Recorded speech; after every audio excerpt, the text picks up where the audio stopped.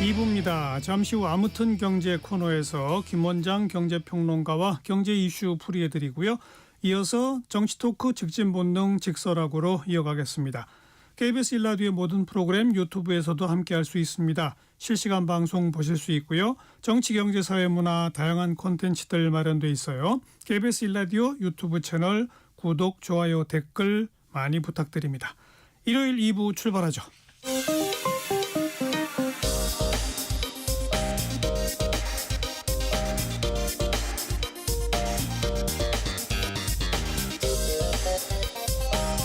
팩트체크 진짜 뉴스 정관용의 시사본부 KBS 1라디오 들어보면 압니다.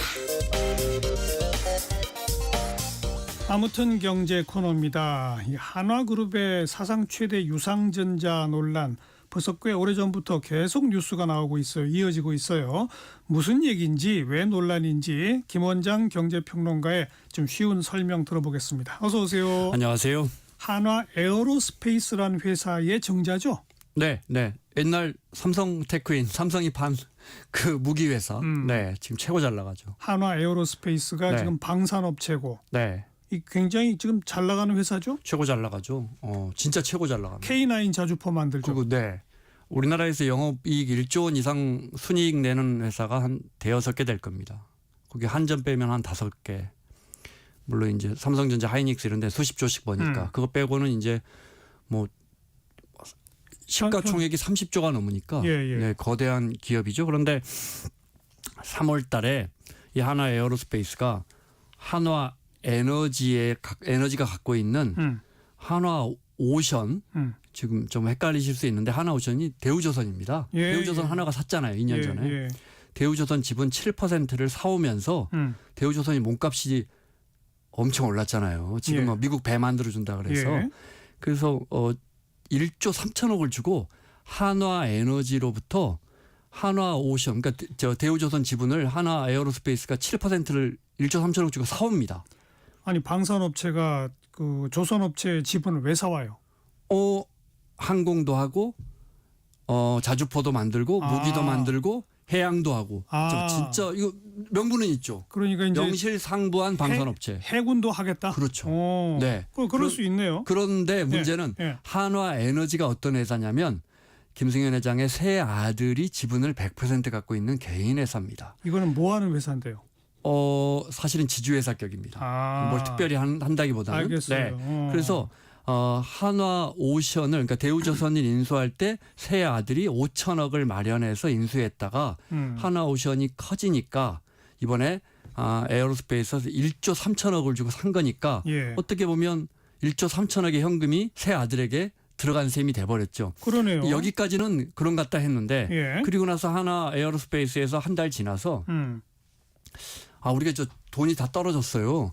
그러니까 종잣돈을 마련해야 이게 무기도 개발하고 이러니까 3조 6천억을 증자하겠습니다. 이렇게 된 거예요. 아니 1조 3천억을 한 달 전에 써놓고 네. 돈 없으니 3조 6천원 증자한다. 그렇게 되면 회사 가치 한화 에어로스페이스라는 좋은 회사 굉장히 우량한 회사인데 회사 가치는 그대로인데 이제 주식을 새로 발행해야 할 거 아닙니까? 그렇죠. 증자니까 예. 거의 한 지금 주식의 한 10% 이상을 발행하는데 이렇게 되면 당연히 주식 가치가 희석돼서 주가가 떨어지죠. 그러면 개인 투자자들은 이 회사가 굉장히 좋은 회사인지 알고 사놓고 있었는데 예. 갑자기 주식 수가 늘어난다 그러니까 그렇죠. 그날 하루만 13% 주가가 하락했거든요. 그러니까 1,000만 원 투자한 사람 130만 원 날아간 거죠. 결국 대주주만 좋고 소액주들은 손해보는 그 상황이 또 연출된 거 아니에요? 또 그 상법 개정안 지금 논란인데 그러니까요. 그 상황이 또 논란이 된 거죠. 그러면 이제 한화 에너지는 왜 1조 3천억을 그러니까 한화 에어로스페이스는 왜 갑자기 1조 3천억이나 새 아들에게 줬을까? 그러니까요. 이 논란이 생기는 거죠. 그거는 네. 그 새 아들이 자기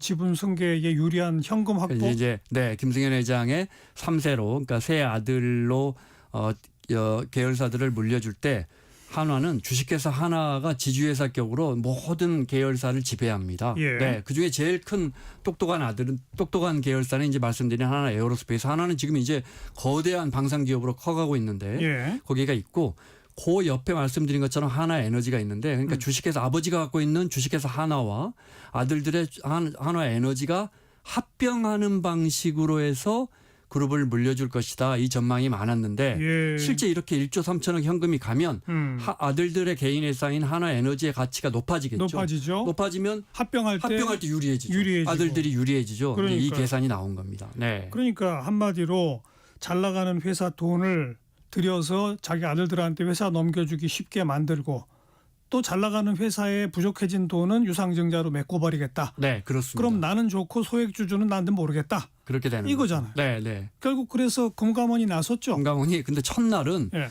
이복현 원장도 반응이 좋았어요. 시장의 경제 전체가 지금 뭐 활력이 없는데 기업이 어쨌든 돈을 어디서 꼬은다는 소리는 뭐 투자하겠다는 소리니까 좋은 거 아니냐 했다가 주가가 낮아지고 뭐 여론이 아주 안 좋아지니까 이거 또 상법 개정안 논란이 커지니까 예. 금감원에서 갑자기 태도를 바꿔서 증권 보고서 반납 증권 신고서 이거 반납 3조 6천억 어디다 쓸 건지 분명하게 해와 이렇게 반납 이렇게 반려를 해버렸어요. 그랬더니 네. 김승현 회장은 어떻게 했어요? 김승현 회장이 이제 일이 꼬인 거죠.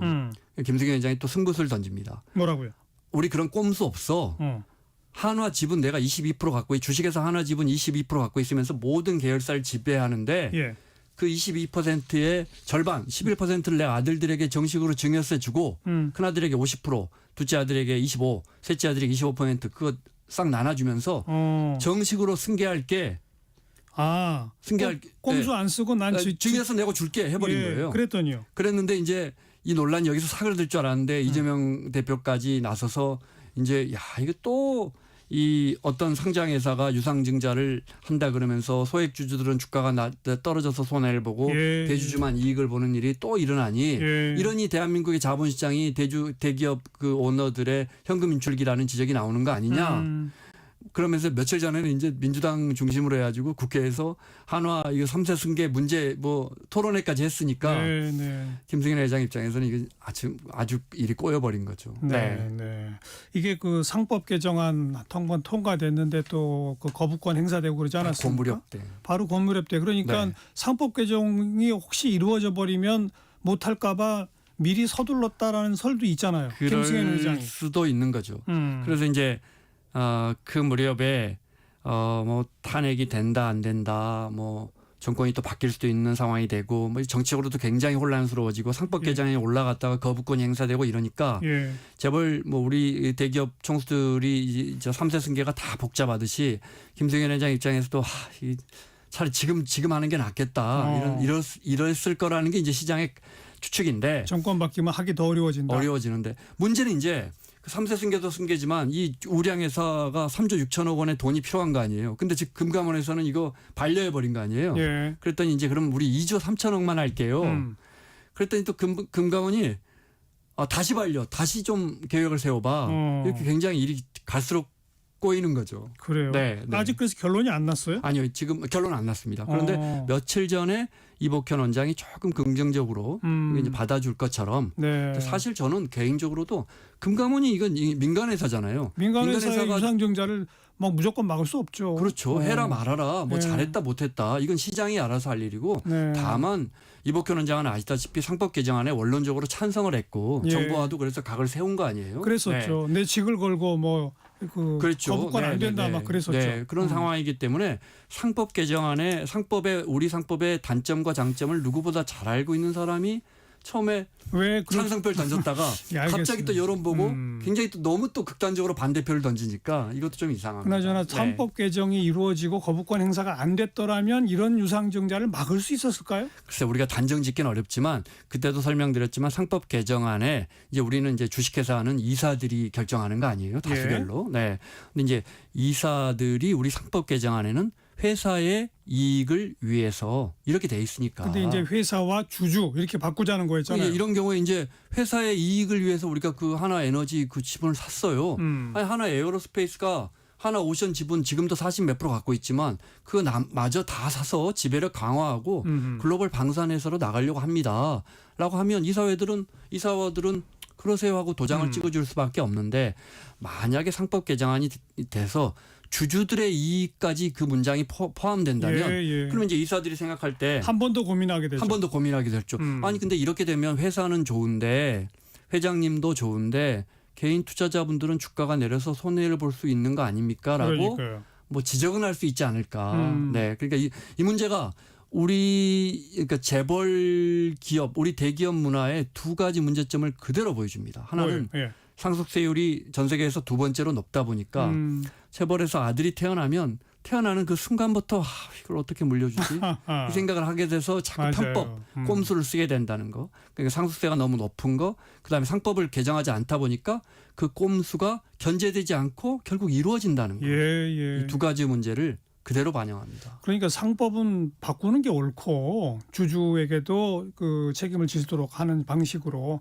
그래야 최소한의 견제 장치가 마련되는 거니까요. 대신에 상속세는 뭐 세율을 올릴지 내릴지보다도 이게 어차피 주식으로 상속받잖아요. 네. 그러면 당장 세금을 내라고 하는 거는 주식을 팔으란 얘기니까 네. 그게 아니라 주식을 갖고 있다가 나중에 주식을 팔 때 세금 내라. 이런 방법도 있잖아요. 그런 방법도 있고 지금도 이제 사실은 분할 납부도 가능하게 해줘서 예. 네, 해마다 얼마씩 이제 증여세 신세계 같은 경우 그렇게 했는데 이제 그렇게 하는 방식도 있고 세율을 낮춰주려면 사실 전 세계 대비해서 너무 세율이 높은 건 사실인데 이게 또 세수가 높거든요. 우리가 지금 그 자꾸 세금을 깎아주다 보니까 저 정부 국가는 계속 펑크가 났는데 그러다 보니까 또 이 부분 또 깎아주기도 또 어려운 문제입니다. 알겠습니다. 김원장 경제평론가였어요. 고맙습니다. 고맙습니다.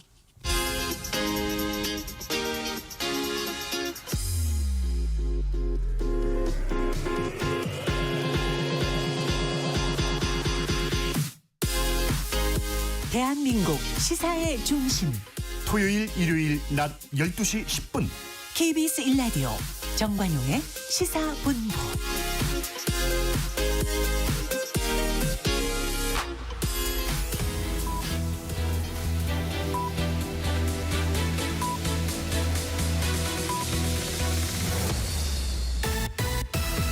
직진 본능 직설하고 고고고 뒤돌아보지 않습니다.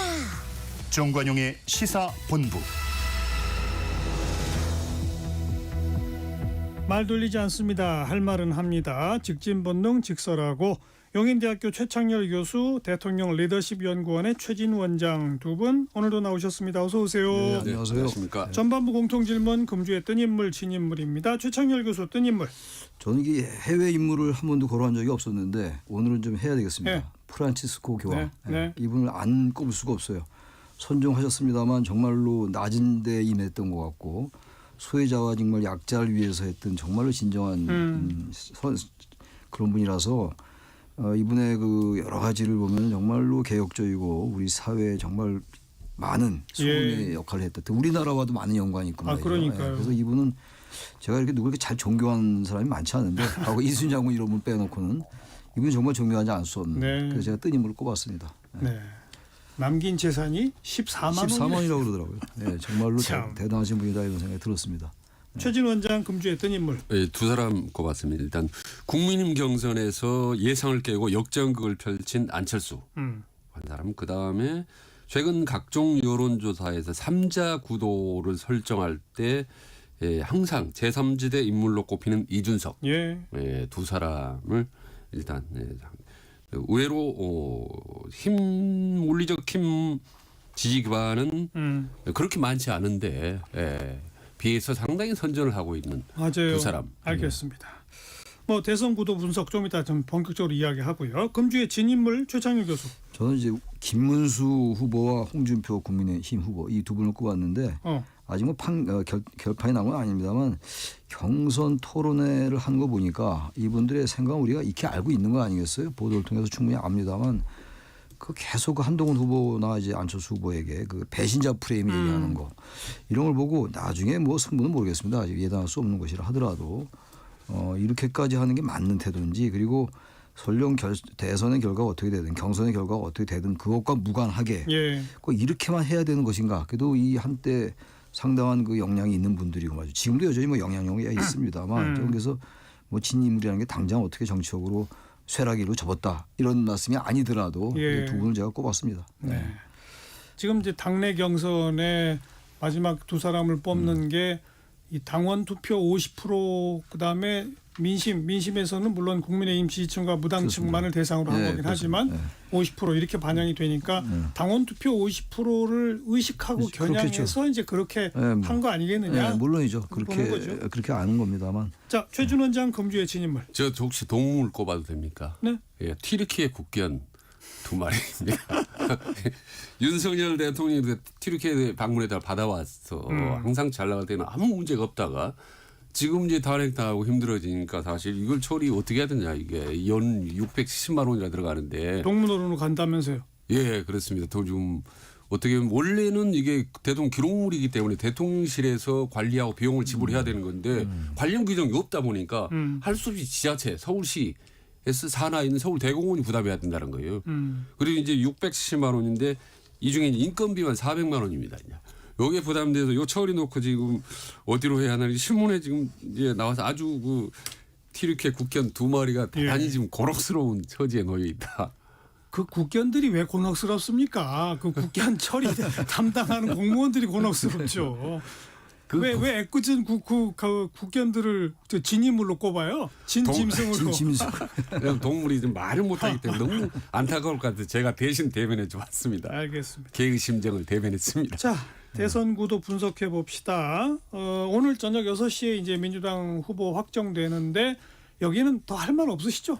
그래서 특별하게 드릴 말씀이 없어요. 이건 워낙 뭐 무슨 옳고 그름의 문제 이런 걸 다 떠나서 그건 떠나서 할말 현실이 워낙 없으시죠? 뭐 이러니까. 최진 원장도? 아니 저는 뭐 담담하고 뭐 충분히 예견된 시나리오인데 할 말이 하나 있는 건 네.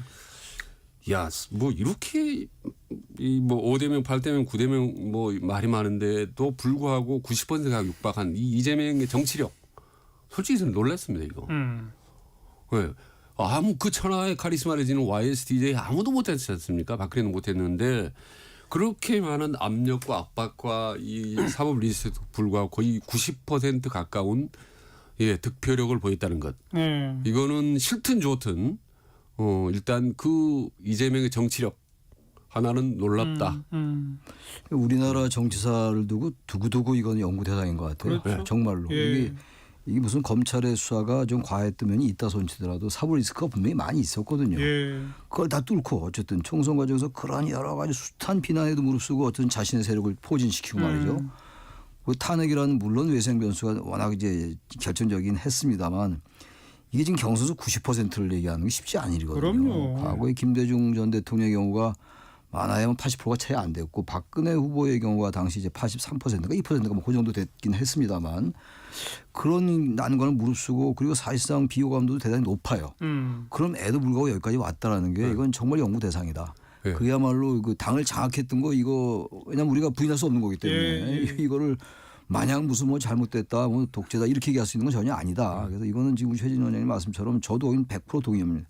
이걸 과연 어떻게 설명이 되는 것인가? 저는 이거를 이제 긍정적으로 평가하는 이유가 뭐냐면 과거에 이재명 대표가 이제 총선 공천 때 했던 비명 행사 이건 날리고 완전히 자기 사람으로 굳혔던 건 이거는 제가 맹렬히 비판을 해왔죠. 네. 근데 이거는 당원들이 지지를 한 거 아니겠습니까?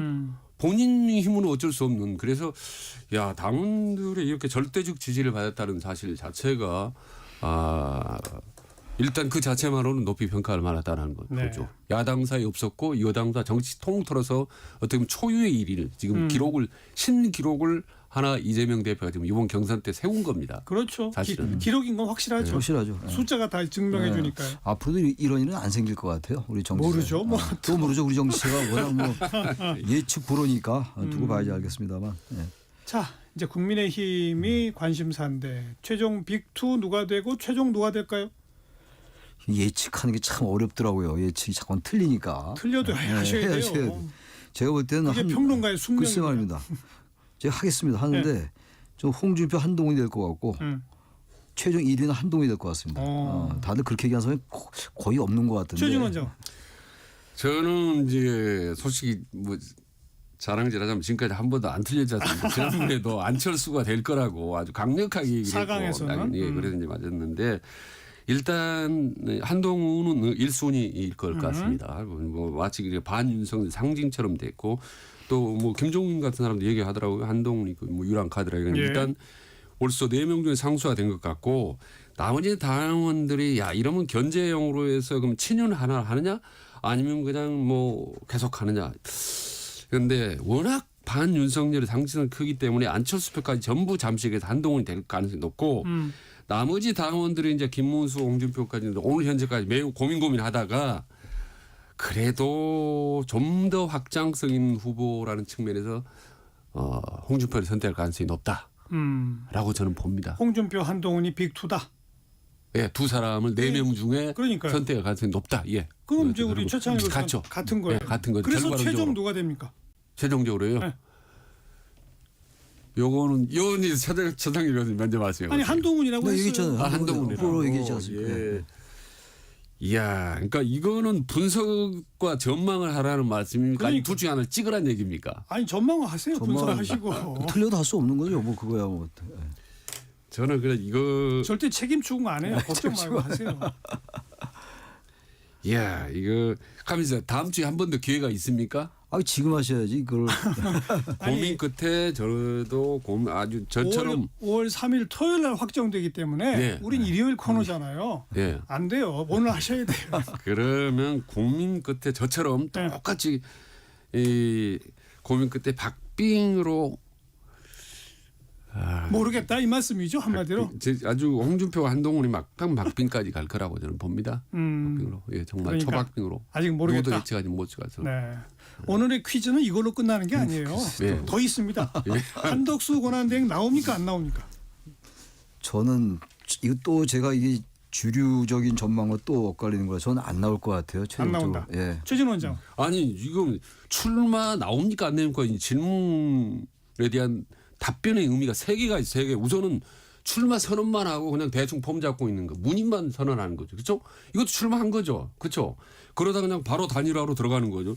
두 번째는 출마 선언 후에 캠프도 나름 잘해가지고 막 이렇게 하는 것처럼 선거운동 조금 하는 것처럼 하다가 단일화하는 것. 이것도 출마하고 세 번째는 끝까지 완주하는 건데 저는 세 번째는 무조건 아니라고 봅니다. 예. 아니, 무조건 아닌 건데 지금 첫 번째 가능성이 높다고 보는 거죠. 출마 선언만 하고 주위에 약간 뭐 캠프 꾸리는 둥 마는 둥 뭐 옆에 붙어 있는 둥 하면서 바로 단일화를 하는 거. 이게 그럼 출마하는 겁니까? 그 그게 출마하는 거죠. 출마하는 거죠. 출마하는 거죠. 그렇죠. 예. 예. 그러니까 우리 최창희 교수는 안 할 거라고 봤으니까 놔두고 최진 원장은 이제 출마는 할 거라고 본다. 그리고 단일화 할 거라고 본다지 않습니까? 예, 출마 그죠? 선언. 예. 그러면 단일화는 누구로 됩니까? 국민의힘 최종 후보입니까? 한덕수입니까? 한덕수는 아니라고 보는 거죠. 저는. 아니다. 예, 아니라고 보는 거죠. 국민의 후보로 가는 겁니다. 국민의힘 후보로 예, 예, 확정될 그 가능성이 것이다. 높다고 보는 겁니다. 그 우선 최창일 교수 안 나올 거라고 보는 근거는 뭐예요? 우선 명분이 너무 없어요. 명분이. 우선 뭐 내란에 이른바 민주당 용어를 빈다면 내란에 동조했다 이런 거는 아니라 하더라도 그리고 탄핵에 대해서 분명히 뭐 찬성을 했죠. 그런 쪽으로 많이 기울었고. 근데 문제는 윤석열 정부가 이 탄핵뿐만이 아니라 이게 지난 민주화 이후에 역대 정권 중에서 임기 초기부터 계속 그렇게 낮은 지지율을 보인 정권이 없었어요. 네. 그리고 이 한덕수 현재 국무총리 이 현 총리는 이 윤석열 정권의 유일한 국무총리였습니다. 유일한 국무총리. 책임을 져야 돼요. 책임을 져야 되는데 지금 여러 가지 뭐 이제 워낙 이 국민의힘이 약하니까 뭐 단일화 등 여러 가지 이제 그 정치 공학을 연구하는 것 같은데 일단 명분으로 볼 때 책임에서 자유로울 수 없다라는 거. 단순히 탄핵뿐만이 아니라 정권 초기부터 그랬다는 게 있고 두 번째 이분이 정치인이 아니잖아요. 예. 그럼 만약에 대선에서 만약에 낙선할지 뭐 이길지 누가 이길지 알 수 없다고 하더라도 낙선한다면 그 다음에 당에 입당을 해서 국민의힘 당권을 노리겠죠. 당권을 노리니까 그게 이분에게 맞질 않아요. 연세도 있으시고 이분이 살아온 길이 정확하게 자신의 합리적 선택을 해왔던 분인데 예. 그런 합리적 선택과 맞질 않는다고요. 제가 볼 때. 그래서 지금은 좀 떠밀리는 것 같아요. 그 떠밀리는 이유가 지금 이제 특히 성일정 의원이나 박수영 의원인가 이런 분들이 이제 여러 가지 추동을 해왔죠. 그리고 이분도 특별한 말은 안 했지만 거의 이제 출마하는 쪽으로 많은 행동 보여왔습니다. 그래서 출마할 거라고 보는 게 합리적이긴 한데 마지막 순간에 아무리 생각해봐도 단일화해도 설령 본인이 단일화가 된다 하더라도 그렇다 하더라도 승산의 가능성이 낮게 본다면 이게 정치인이 아니기 때문에 네. 그렇다면 여러 가지 부담에도 불구하고 구 여건의 많은 압박과 부담에도 불구하고 저는 마지막 순간에 출마를 접지 않겠는가. 그래요. 좀 그렇게 생각합니다. 근데 뭐 정대철 헌정 회장 연락해서 글쎄요. 만나자고 하고 하는 거 보면 뭐 할 것 같아. 그런 걸 할 것 같아. 나갈 그럼에도 불구하고 그러니까 이게 나아갈 생각 거의 80% 90%까지 차 있는 것 같은데 근데 최종적으로는 마지막 순간에는 접지 않을까 이제 그런 생각이 듭니다. 그게 일단 최창일 교수님이 일단 말씀하신 논리의 당위성은 동의하고 인정합니다만은 근데 한덕수 입장에서는 이미 지금 대선 행보를 하고 있거든요. 예. 그다음에 두 번째로는 출마하면 그에 따른 상당히 이벤트 메이킹 효과는 있을 텐데 거기 뭐 별 부담을 없지 않습니까? 그럼 최소한 출마 선언 정도의 무슨 뭐 쇼라고 할까 그건 할 수 있다라고 보죠. 근데 출마 선언조차도 안 할 거라고 보십니까? 최 교수님? 난 출마 선언 안 할 거라고 보는 거예요. 선언 자체를? 선언 자체 안 할 거다라고 보는 거예요. 마지막 순간에 접을 것이다.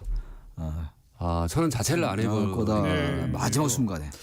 근데 안 돼도 좋고 혹시라도 될지도 모르니까라는 심정으로 해버린다 그렇게도 볼 수 그렇게 있는 볼 수 거죠. 있겠죠. 예. 근데 저는 그러나 아무리 생각해도 이분의 그 정확한 자신의 그 관점에서의 그 자기 위상 앞으로 거취 문제를 생각해 볼 때 대선에서 만약에 승리한다면요 뭐 더 이상 논할 것도 없는 것이고 떨어지면 그냥 끝나는 거죠 뭐. 끝나는 거지만 끝나지 않는다고 볼 수 있을 것 같아요. 정권이 바뀌는 것이고 뭐 이재명 정권과 윤석열 정권, 이재명 정권이라는 말씀 너무 빨리 드린 것 같고 승부전전하는 거니까 이재명 정권 설령 들어섰다고 치고 윤석열 대 이재명의 구도로 싸우는 게 된다고요. 한덕수 그렇죠. 후보가 나오면 예.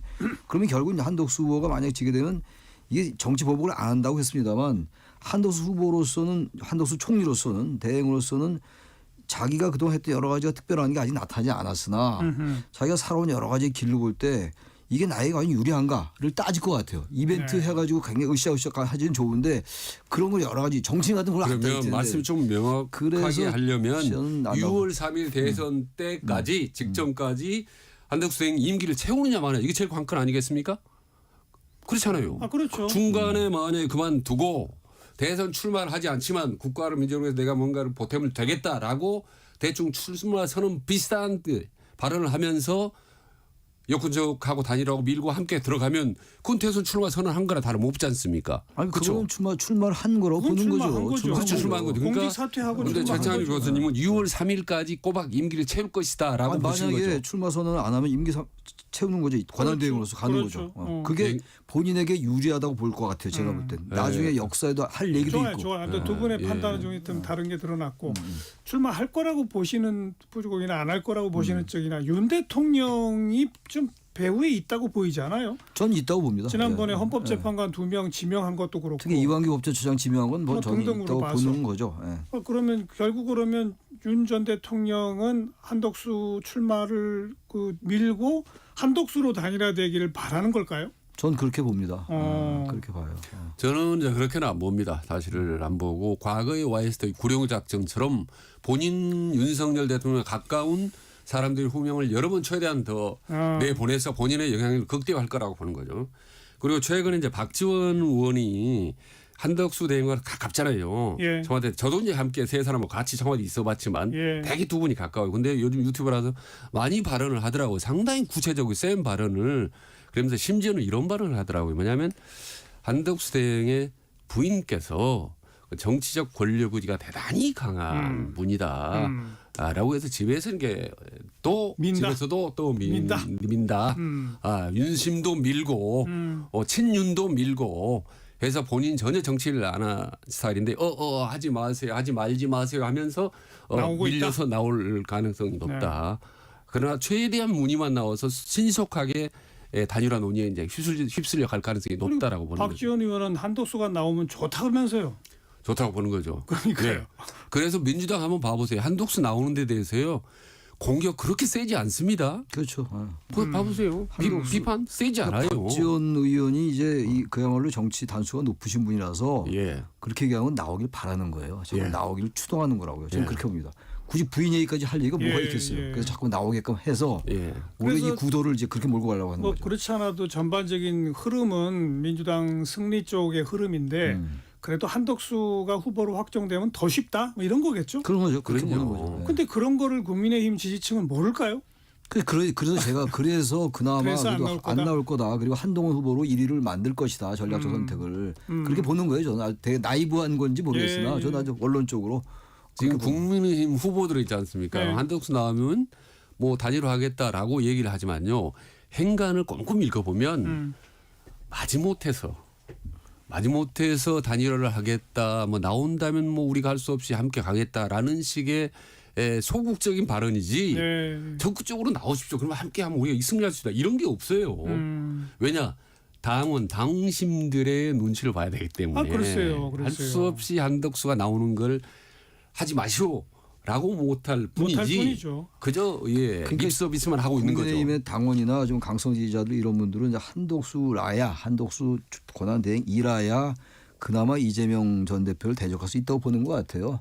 그러니까 그 판단이 저는 글쎄 그 이해가 안 가고 그래서 따라 그렇게 보고 있으니까 지금 이 후보들도 다 입장이 바뀌었잖아요. 단일화 쪽에 대해서 긍정적으로 말이죠. 어제 토론회에서도. 근데 이게 마지막 순간에 어떻게든 바뀔 거다. 왜냐하면 전략적 선택을 민주당이나 호남하는 게 아니거든요. 저는 그래서 한동훈 후보가 약진할 수 있다고는 보는 것이고 한덕수 대행이 이런 걸 잘 아는 영리한 분이시기 때문에 마지막 순간에는 그 구여권의 여러 압박에도 불구하고 전 스스로 물러나지 않겠는가. 물론 안 되더라도 그냥 대행 역할을 하겠다. 그게 훨씬 명분도 맞고 네. 오히려 실리도 본인에게 유리한다고 판단하지 않을까. 그렇게 보는 겁니다. 저는. 예. 하여간에 만 빅텐트 하는데 여권에서 이제 이낙연 얘기까지 나오는 판인데 어쨌든 뭐 이재명에 반대한 사람은 다 모두 모여라. 그중에 하나 한덕수도 만들고 이낙연도 있겠다. 다다익선이다. 이런 구도지. 한덕수여야 우리가 반드시 이재명을 이길 수 있다. 이건 아닌 것 같아요. 알겠고요. 아까 그 금주했던 인물로 이준석 후보를 꼽으셨잖아요. 네. 그래서 이준석 후보도 결국 뭐 홍준표 후보 같은 경우 단일화 대상이다 막 계속 언급을 하고 있는데 이준석 후보는 국민의힘하고 안 합치겠죠. 저는 뭐 99%안 합칠 거라고 봅니다. 왜냐하면 그것도 실익이 없어요. 정치라는 게 실익과 명분의 문제인데 둘 다 의미가 없다고요. 명분도 안 되고 실리도 없고 그래서 국민의힘은 안 합칠 것이다. 네, 저도 100% 안 합칠 거라고 봅니다. 네. 본선까지 완주하면 그래도 지금 나오는 뭐 비슷한 한 10% 정도까지는 유지하겠죠. 뭐 없지 않겠어요. 예, 중도 포기하면 이준석 미래는 없습니다. 사실 본인이 너무 잘할 겁니다.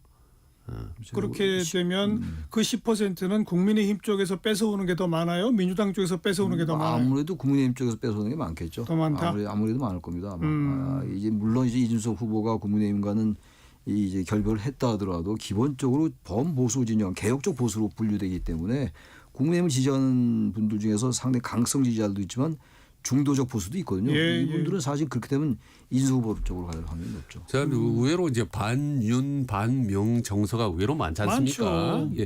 그 틈바를 그렇죠. 그 틈바구니를 이제 이준석은 많이 흡수했다고 봐. 그래서 제가 반윤 반명이라서 민주당 쪽도 가져오는 거 아니냐? 그렇습니다. 예. 가져오더라도 이제 이 비중으로 볼 때, 이 포션을 볼 때 그래도 국민의힘 쪽을 조금 더 많이 가져오죠. 저도 그건 동의합니다. 국민은 좀 더 많이 가져오지만 민주당 것도 꽤 가져온다. 그래서 중도와 2030에 대해서 본인의 어떤 존재감, 소구력만임을 확실히 보여주면 알겠습니다. 그럼 뭐 성공한 거죠. 1시 33분 막 지났네요. 잠깐 교통정보 전해드릴게요. 임초희 씨. 네, 이 시각 교통정보입니다. 고속도로 서서히 정체 구간 많아집니다. 서울 양양고속도로 서울 쪽 설악에서 교통량 늘고 있고요. 더 가서는 서종에서 화도까지 8km 구간 막힙니다. 광주 원주고속도로 광주 쪽 광주 휴게소에서 동권지암까지 정체 시작됐고요. 더 가서는 흥천 2포에서 막히고 있습니다. 중부고속도로는 하남 방향으로 호법 분기점을 앞두고 3km 구간 밀리고요. 경부고속도로 서울 쪽은 아직까지는 양재에서 반포나들목까지 제속도 못 냅니다. 서울시내 올림픽대로 공항 쪽 영동대교에서 동작대교까지 답답합니다. 반대 잠실 방향은 염창나들목 4차로에 버스가 고장으로 멈춰 있고요. 더 가서는 한강대교 부근 하위차로에 사고가 있어서 부근에서 정체입니다. KBS 교통정보센터에서 임초희였습니다.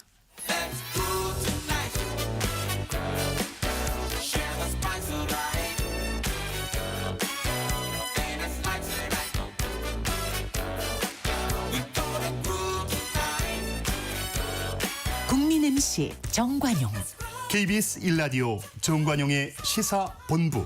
들어보면 달라요.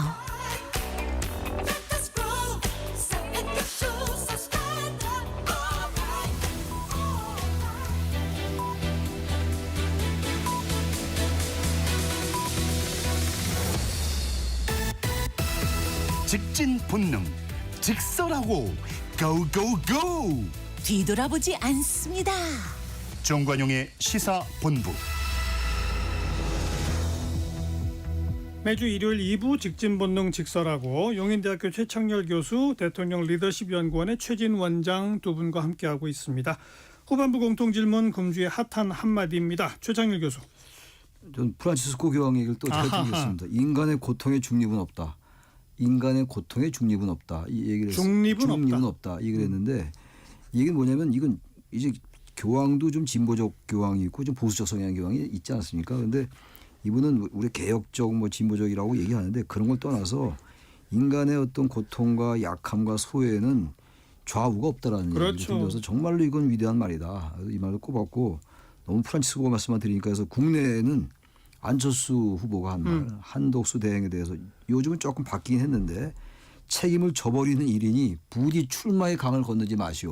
얘기했었어요. 네. 주초에. 이것도 상당히 의미가 있는 말이다. 그게 바뀌긴 바뀌었어요. 또 한 번 더. 지금은 뭐 큰 이제 이슈가 아닙니다만 우리 윤석열 전 대통령 2차 공판에서 칼 썼다고 다 살인이 아니다. 이게 물을 나무 베는 칼도 있는 것이고 살인하는 칼도 있는데 이걸 다 똑같이 보면 안 된다라고 했던 말. 예. 다시 말하면 아직도 자신의 그 어떤 계엄 행위에 대해서 전혀 인식을 일반 국민과 같이 하고 있지 않다, 사과하고 있지 않다를 느껴서 좀 장황이 많이 들었습니다. 안철수, 윤석열, 프란치스코 들었습니다. 최진 원장 금주의 한마디. 한동안 뜸했었는데요. 그 윤석열 전 대통령 멘토라고 해서 심평 변호사가 한마디를 했습니다. 최근에 19세기 프랑스 정치 철학자 토크빌 잘 아시지 않습니까? 토크빌이 했던 말을 인용을 하면서 민주주의 적은 다수의 폭정이다. 특히 입법부 다수파 폭정이라 말이죠. 그래서 민주당의 그런 다수파 거기다가 또 나중에 권력까지 잡으면 이재명 권력 다수파 이 폭정이 엄청 걱정된다. 이재명 막아야 된다. 뭐 이런 식으로 얘기를 했습니다. 어쨌든 다수파의 폭정이라는 부분에 대해서는 상당히 민주당이나 이재명 대표에 대해서 좀 귀담아 들 필요가 있다라는 말씀 드리고 다만 좀 말이죠. 이 심평변호사 하나 딱 빼먹었어요. 다수의 폭정 중에 제도적 폭정이 있거든요. 이래서 윤석열 전 대통령 같은 사람들이 권력자가 제도적으로 다수파를 형성을 해서 권력을 남용하는 것 이런 거를 이제 부드러운 전제 정치라고 이제 표현을 했는데 이런 거는 윤석열 대통령 국힘당이나 집권 여당들이 상당히 또 귀담아 들어야 할 거죠. 그래서 저는 뭐 심평변호사 얘기 아니라 이 토크빌의 말, 이 철학자 다수파의 횡포, 폭정 조심해야 된다라는 거는 여도 야도 똑같이 좀 귀담아 들을 필요가 있다라는 말씀을 좀 드리고 싶습니다. 자, 금주에 또 정치권에서 이게 화제가 된 논란거리들 몇 가지 좀 더 얘기를 해봐야 되는데 첫 번째는 대법원 서두른다라고들 지금 인식하고 있는데 그걸 과연 6월 3일 대선 전에 최종 선고까지 할 것이냐에 대한 얘기가 지금 설왕설래하지 않습니까? 뭐 저는 여러 차례 대법원이 그런 행동은 하지 않을 것이다라고 저는 뭐 판단을 했는데 두 분은 어떻게 보세요? 파기환송이나 저기 무죄 확정. 파기환송은 무죄 확정 유죄 취지 파기환송이니까 그러니까요. 이건 뭐 거의 제로에 가깝다고 저는 보는 겁니다. 현재 오늘인가 이제 결정되지 않겠어요? 민주당 후보가 오늘 저녁에 오늘 결정되잖아요. 그러고 난 제 가장 유력한 대선 후보를 2심에서 무죄가 났는데 대법원에서 이걸 유죄 취지로 파기환송한다. 이건 상상이 어렵다고 느끼고 뭐 무죄 확정. 무죄 확정 상고기가 있는데 저 그 가능성이 있다고 좀 봅니다. 대선 전에 한다. 가능성이 있다고. 그러면 더 날개를 달아주는 건데요. 왜냐하면 왜 이런 생각이 제가 드냐면은 유무죄를 모르고 선거 임하는 거예요. 어쨌든 간에 그 상고 뭐 2심 무죄인 상태에서 하는 건데 지금 많은 사람도 그 얘기도 해요. 과연 유죄가 나올 수 있는 거 아니냐. 대법원까지 아직 안 갔기 때문에. 그래서 일단 유력 후보이기 때문에 유력 후보가 아니라도 대선에 출마하는 사람이라면 적어도 유무죄는 알 권리가 있다. 유권자들이. 그렇다면 그 대법원이 빨리 서둘러서 이게 유죄가 되든 무죄가 되든 결정 내리자. 그런 취지가 다 반영되어 있는 것 같아요. 그렇지 않고야 오전에 소부에 회부했다가 바로 오후에 전합이라고 그러던데 전합에 회부한 일이 없다고 그러더라고요. 거의 그렇게 그런 일이 없대요. 그리고 속행기를 바로 이틀 만에 잡고 이건 굉장히 그 의지를 가지고 이 대법원이 서두르는 거거든요. 그렇다면 이거는 결국 유죄 아닌 무죄인데 뭐 저기 완전히 다 유죄로 돌리는 건 저는 어려운 일이라고 또 마지막에 판결을 이제 그렇게 유죄로 판결을 내려버린다는 건 더욱더 그건 뭐 22년 동안 한 번도 없었대요. 한 번도 없었고 결국 상고기가 파기자판이라고 그러죠. 파기자판이라는 거 파기해서 자기 판단한다는 건데 그건 뭐 제가 볼 때 거의 제로에 가까운 것이고 그래서 상고 기각의 가능성이 있다고 봅니다. 상고 기각. 일단 뭐 이재명 대표 선거법 사건을 대법원으로 법원이 전원 합의체로 넘겼다. 엄청 놀라운 일인데 저는 뭐 전혀 놀랍지 않았죠. 근데 더 놀라운 것은 언론이라든지 민주당도 국힘당도 별로 놀라지 않았다는 사실이죠. 그래서 이거는 결국은 큰 변수가 되지 않을 것 같다. 대선 6.3 대선까지 사실 한 달 반 남았는데 지금 이제 한 달 6일 남았어요. 그렇습니까? 이거밖에 안 남았는데 37일. 지지도 어떻게 보면 50% 넘는 후보에 대해서 어떤 이제 판결을 내려서 사법적 결론을 내려서 대한민국 운명을 사법화 바꾼다 그 가능성 거의 희박하다고 저는 보는 거죠. 예. 그래서 저는 이번 결과를 본다면 이렇게 대신 답을 하고 싶어요. 헌법재판소의 판결 데자뷰가 될 가능성이 높다. 시간 쭉 길고. 당시에 많은 사람들이 오랬지 않습니까? 헌재판 구성이 보수가 3명이었습니다. 친보 2명밖에 안 됐어요. 예. 그 중도가 3명이었습니다. 그래서 어디로 갈지 몰랐다. 이게 어디로 갈지 모르겠다면 우리는 일관되게 달에 기각될 거라고 봤지 않습니까? 결국은 결과가 8대0으로 끝났듯이 이번도 역시 조금 전에 최상규 교수님 지적하신 대로 이 중요한 대선 전에 그런 사법적 논란의 여지가 있는 부분을 정리하는 차원 이렇게 마무리될 가능성이 높기 때문에 이 큰 대선의 흐름에서는 별로 큰 중요한 변수가 되지 않을 것 같다라는 게 제 말씀입니다. 근데 좀 법리적으로만 놓고 보면 한 가지 가능성인 매우 이상하게 꼬일 가능성은 물론 열려는 있기 때문에 있죠. 무슨 얘기냐면요. 헌법 84조를 원용해서 대통령이 되면 재판도 스톱시켰어요. 예를 들어서. 그럼 대통령 퇴임하면 재판을 끝내야 되잖아요. 네, 근데 대통령이 퇴임하고 재판을 대법원에서 끝냈는데 선거법이 유죄가 났어요. 예를 들어서. 네. 그럼 선거법 유죄면 원래 대통령 선거에 출마할 자격이 없는 사람이거든요. 이제 없는 사람이 출마를 해서 당선이 됐고 퇴임한 후에 다시 선거법 재판을 했더니 출마 자격이 없다는 유죄가 났다? 이거 좀 꼬이긴 꼬인 건데. 글쎄요. 그래서 대부분 이걸 확실하게 하려고 하는 것 같아요.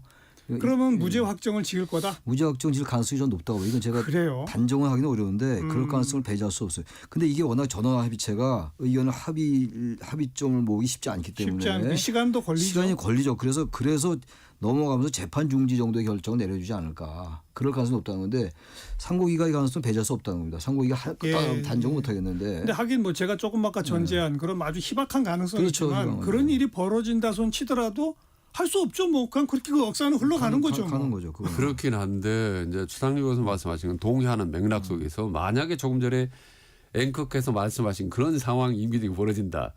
이거는요 정말 생각하지도 싫은. 그러나 어쩔 수 없는 거예요. 그건 흘러간 역사예요. 아니 그 흘러가는 역사가 너무나 요동치고 천재지변을 뒤흔들기 때문에 가능성이 높기 때문에 그 전에 대선 전에 사법부 같은 식으로 정리를 하고 저는 가능성이 높다. 그런 점에서 그 얘기는 무죄 확정될 가능성이 높다고 저도 이제 보는 거죠. 그런데 뭐 이른바 633 원칙을 지켜도 633의 마지막 3이 6월 27일인가 그래요. 6일인가 7일. 그런데 뭘 6월 3일 이전에 한다? 대법원이 뭐하러 그런 정치적 무리수를 둘까요? 그런데 저도 그 말은 100% 동의하는데 왜 이렇게 서두르는지 모르겠어요. 대법원이. 아니 대법원이 늦추지 않고 열심히 한다는 걸 보여주려고 하는 거 아닐까요? 그런 점도 있는데 그래서 저는 상고기각의 가능성이 높지는 않은데 만약에 셋 중에서 어느 하나를 택한다면 그래도 그 가능성이 높다고 말씀드리는 것이지 상고기각 할 가능성이 높죠. 이렇게 논리가 전개되면 저도 마지막 확실히 제 결론을 말씀드릴 수가 없는 게 법원이 이 결정을 선고 전에 무죄 판결을 내나 혹은 6.3 대선 이후로 미루나 저는 그게 별로 대세에 영향이 없다고 보는 거죠. 네. 그렇죠. 알겠습니다. 자, 금주에 이제 김건희 여사 도이치모터스 주가 조작 사건 서울고검이 이거 재수사해야 한다. 네. 그리고 중앙지검 너 이거 하지 말고 우리가 직접 하겠다라고 결정을 했고요. 그 결정과 동시에 건진법사 집에서 5천만 원짜리 한국은행 관봉이 나왔다. 뭐 통일교 뭐 누구한테서 6천만 원 다이아몬드 반지를 받았는데 건진법사가 자기는 잃어버렸다고 한다. 이런 얘기 다 검찰에서 흘린 얘기거든요. 이런 뉴스가 막 이어지고 있습니다. 뭐 게다가 이제 윤석열 전 대통령은 지금 이제 내란죄로 재판받고 있지만 내란 외에 나머지 죄로 고소고발 당한 것들이 굉장히 많아요. 굉장히 많죠. 지난 대통령 선거 과정에서 김건희 도이치모터스 주가 조작이 아니라 투자했다가 손해봤답니다라고 말했는데 엄청난 수익을 얻은 게 다 드러났기 때문에 허위사실 공표죄 이것도 있고요. 체포영장 집행 저지에 대한 것도 공무집행 있고요. 방해. 또 뭐가 또 있던데. 공천개입 의혹 사건도 있고 그것도 있고요. 그 정치자금법 위반도 있고 굉장히 많습니다. 지금 그러니까요. 혐의 자체가 너무 많고. 뭐 이제 그런 수사들이 어떻게 되나요? 그거 아마 이제 지금은 당장은 이루어질 수 없다 하더라도 정권이 만약에 전제를 너무 달아서 그렇긴 한데 정권이 만약에 바뀌게 된다면 그 수사가 아마 탄력을 받을 수밖에 없을 겁니다. 아마. 그리고 지금 김건희 여사 그 수사에 대해서 지금 재기 수사를 지금 개시했다는 거 아닙니까? 서울 고검이. 그 얘기 뭐냐면 지난번에 서울지검에서 불기소 처분한 것을 다시 보겠다는 거거든요. 그러니까요. 김건희 여사에 대한 혐의도 굉장히 많아요 지금. 명분백 사건뿐만이 아니라 아니 도시 주가 조작 사건도 있고 공천개입 의혹이 여전히 있는 것이고 그렇죠. 여러 가지가 다 있기 때문에 명태균 사건도 있고 이런 걸 같이 보는 거라서 이게 특검이 만약에 이제 재개가 되면 그러니까 대선 전까지는 특검은 어차피 재개되기 어려운 것이고 대선이 끝나서 다시 특검이 된다면 이게 다 도마에 오를 거예요 아마. 근데 그게 전 제일 걱정이 이제 그렇게 되면 이게 정치 보복이다. 이렇게 이제 야권이 이제 공세를 취할 텐데. 치겠죠. 예.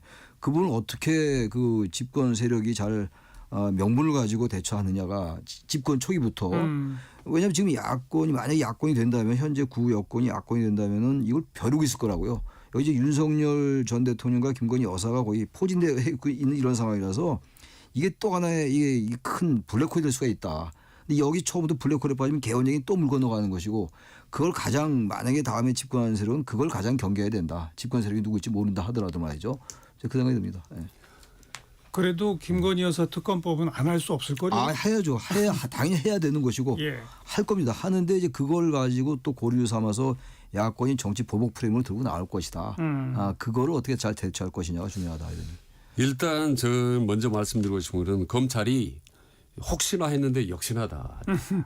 항상 권력이 교체기에 기민하게 움직여서 권력이 뒤통수 치는 검찰의 특유의 속성이 이번에도 여전히 변함없이 작동을 했다라는 부분에 대해서 검찰에 대한 솔직히 좀 되게 좀 따가운 시선을 좀 보내지 않을 수 없다라는 거 이거고 그럼에도 불구하고 그동안에 국민적인 관심이 너무나 많았고 너무 의혹이 많았던 이런 김건희 사건, 건진법사 그리고 구체적으로 드러난 6천만 원짜리 다이아몬드 이런 부분들에 대한 진실 내막 정확히 파헤쳐야 되고 수사를 해야 된다고 보는 겁니다. 이거는. 이 정치적 유불리가 어디로 튀느냐 이거는 뭐 별개의 문제라고 보는 거죠. 어쨌든 뭐 매번 그래야지만 똑같이 해야 되는 거고 이 잣대는 뭐 여야 할 것 없이 과거에 뭐 이명박 박근혜도 했지 않습니까? 이번에도 뭐 똑같은 뭐 윤석열 대통령 마찬가지고 심지어 문재인 전 대통령도 마찬가지입니다. 똑같이 의혹이 있고 문제가 있다 하면 수사를 명확히 해야 되는 겁니다. 그다음에 이거 정치적 유불리 튀어나가는 거 이거는 이제 국민의 몫인 거죠. 국민의 판단할 겁니다. 옛날처럼 어느 쪽 권력을 파헤친다고 해서 이렇게 표들이 이렇게 왔다 갔다 하지 않습니다. 이미 이 보수와 진보의 유권자들의 표 심은 분명하지 않습니까? 나머지 중도인데 알겠어요. 중도는 옛날처럼 이리저리 휘둘리고 있는데 요즘 휘둘리지 않아요. 중도가 똑똑하기 때문에 명확히 파악을 해서 저는 표를 던질 거라고 봅니다. 다음 얘기는 합니다만 이제 수사를 하더라도 이게 윤석열 정권이나 문재인 정권처럼 너무 길게 한다든지 너무 범위를 넓혀가지고 하는 이건 정말 자제할 필요가 있다. 정말 필요한 건 아주 칼같이 하되 엄단하되 말이죠. 이걸 짧은 기간에 그리고 아주 집도하듯이 해야지 이걸 길게 범위 너무 넓게 이거는 맞습니다. 하지 말아야 된다. 제일 나쁜 게 몇 년 지나서 한 거 있잖아요. 자, 먼저 문재인 전 대통령을 수사를 직접 하지도 않은 상태에서 기소를 했어요. 그 서면 조사를 하니까 서면 답변서를 쓰고 있다고 했는데 그냥 기소를 해버렸어요. 그렇죠. 전 사위의 이 채용과 월급 받은 거를 그동안 주던 용돈 안 주게 됐으니 뇌물 받은 거다라는 뇌물죄 혐의로 기소를 했거든요. 이건 어떻게 평가하세요? 저는 이거는 정권 교체 이전에 정권이 바뀌게 될 거니까 어차피 그 전에 기소를 하겠다는 게 굉장히 강하게 작용한 것 같아요. 왜냐하면 지금 뭔가 답변을 등사를 신청했다는 거 아닙니까? 기록에 대해서. 근데 그걸 아직 받지도 않은 상태거든요. 그러니까요. 근데 기소를 한다? 그게 이해가. 그리고 이걸 그동안 그렇게 끌어오다가 지금 이제 정권 교체기에 지금 이거 기소를 했단 말이에요. 그리고 이게 일종의 제3자 뇌물죄 같은 거거든요. 그러니까 왜 그랬냐고요? 왜? 그러니까 제가 볼 때는 검찰로서는 마지막에 일단은 저희 문재인 전 대통령에 대해서 실적을 내겠다. 실적을 내겠다. 아니, 불기소 결정하는 것도 내지는 뭐 기소를 한 거니까 무혐의 결정하는 것도 끝내는 거긴 하잖아요. 아니죠. 그렇다 하더라도 이건 그래도 검찰은 어쨌든 기소가 목적 아니겠어요? 수사를 하는 게. 그래서 정권이 바뀌면 이게 기소 자체가 안 될 것 같으니까 그 전에 검찰은 서둘러서 이게 그대로 불구속이니까 기소해 하고 자신들이 이미 여기까지다라고 생각한 게 아닌가. 그저 너무 급하게 했어요. 제3자 뇌물이라는 게 그리고 현안이 있어야 되거든요. 예. 그야말로 이게 암묵적으로 이제 돈을 주면은 저쪽이 알아서 뭔가를 해결해 준. 근데 그런 것도 대단히 희박하다고요.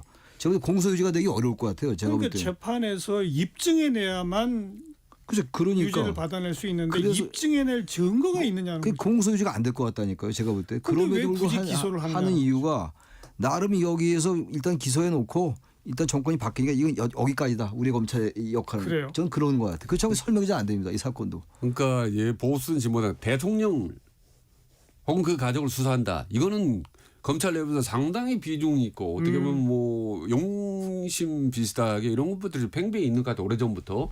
그런 점에서 윤석열 대통령 딱 치는데 그럼 문재인 대통령이랑 못 치냐? 뭐 이런 식으로 하는 것 같은데 다음 왜 이게 벌써 때가 언제적 일인데 지금 와서 질질 끌다 이제 했다는 이런 문제 있습니다. 그러니까. 다만 여기서 제가 말씀드리고 싶은 의혹의 여지는 충분히 저는 있다고 보는 거예요. 대통령 그다음 친딸 사위가 뭐든가 중요한 사건에 대해서 서로 모를 리가 없고 그다음에 사위가 상당 부분 좀 석연치 않은 특혜를 많이 받았는데 그 뒤를 봐줬던 이상적인 사람이 문재인 정부에서 계속 승승장구했다라고 하는 것은 저는 충분히 의혹의 소지가 있고 수사 여지가 있다고 저는 봅니다. 예. 이 점은 내가 분명히 강조를 하고 싶어요. 예. 다만 이걸 진주에서는 왜 이끌고 지금 이 대선 국면에서 이게 누구에게 좋은 일을 하는 건지 어떤 형태로든지 영향을 미칠 거거든요. 정치적인 예. 조금이라도. 예.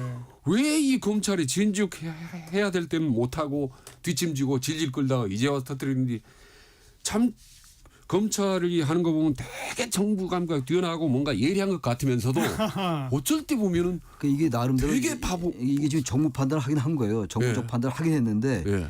이 판단이 대단히 현명하지 못한 판단을 한 거예요. 예.